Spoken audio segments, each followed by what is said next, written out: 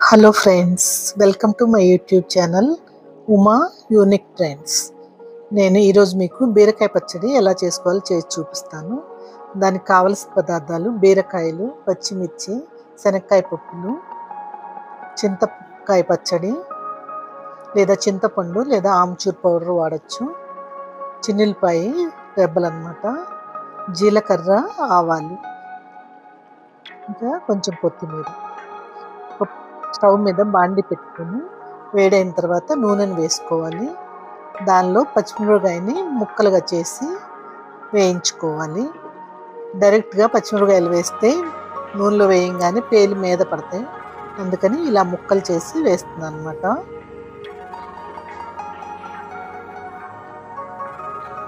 ఇవి ఇప్పుడు నూనెలో వేగిపోయాయి. వీటిని ఒక ప్లేట్లోకి తీసుకుందాం.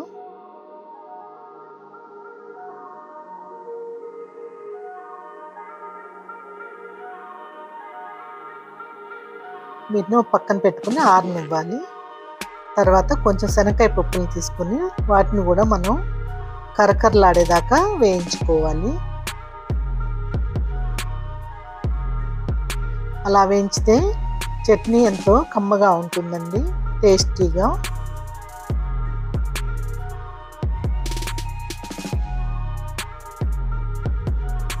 బీరకాయని శుభ్రంగా కడిగి ఈ విధంగా ముక్కలు కోసి పెట్టుకున్నాను.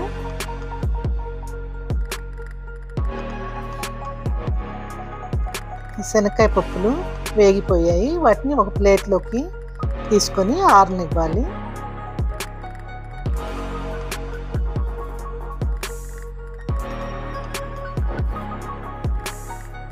తర్వాత బాండీలోకి ఇంకొంచెం నూనె తీసుకొని వేడైన తర్వాత మనం కట్ చేసి పెట్టుకున్న బీరకాయ ముక్కలు వేసి వేయించాలి.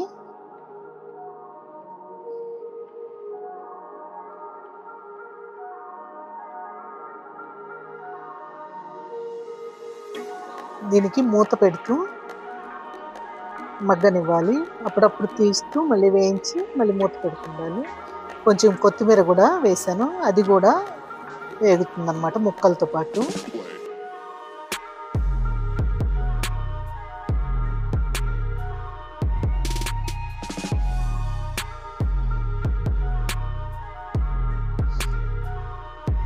ముక్కలు మెత్తగా అయిందాక వేగనివ్వాలి. ఇవి ఇప్పుడు వేగిపోయాయండి. వీటిని కూడా ఆరనివ్వాలి. తర్వాత మిక్సీ జార్ తీసుకొని అందులో పచ్చిమిరపకాయలు, శనక్కాయ పప్పులు,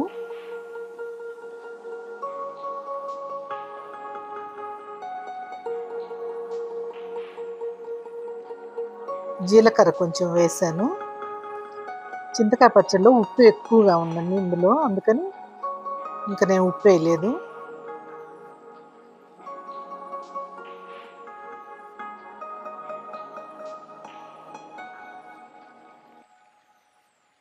తర్వాత ముక్కలు, చిన్నులపాయలు కూడా వేసానండి. మొత్తం కలిపి మనం ఇప్పుడు గ్రైండ్ చేసుకోవాలి. తర్వాత బాండీలోకి నూనె తీసుకుని అందులో ఆవాలు, జీలకర్ర వేసాను. అవి వేగిన తర్వాత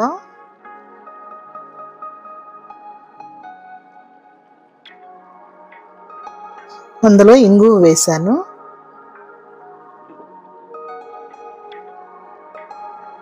తర్వాత కొంచెం కరివేపాకు రెబ్బలు వేసాను.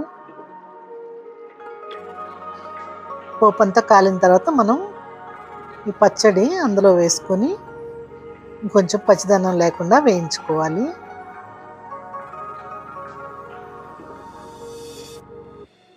అంతేనండి, easy, tasty, Emmy chutney ready అయిపోతుంది. మీకు కావాలంటే చిటికెడు పసుపు కూడా వేసుకోవచ్చు అన్నమాట, చక్కని కలర్ వస్తుంది.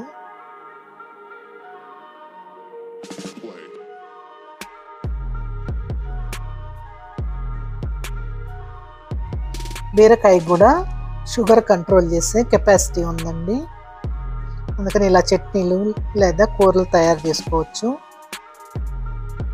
ఇప్పుడు మనం ఒక ఉల్లిపాయని సన్నగా కట్ చేసి ఇందులో కలుపుకోవాలి.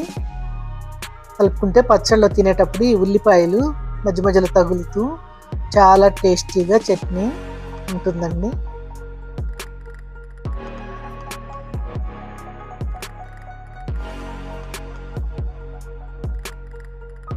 ఫ్రెండ్స్, మీరు నా ఛానల్ని లైక్ చేయండి, షేర్ చేయండి, కామెంట్ చేయండి మరియు సబ్స్క్రైబ్ కూడా చేయండి.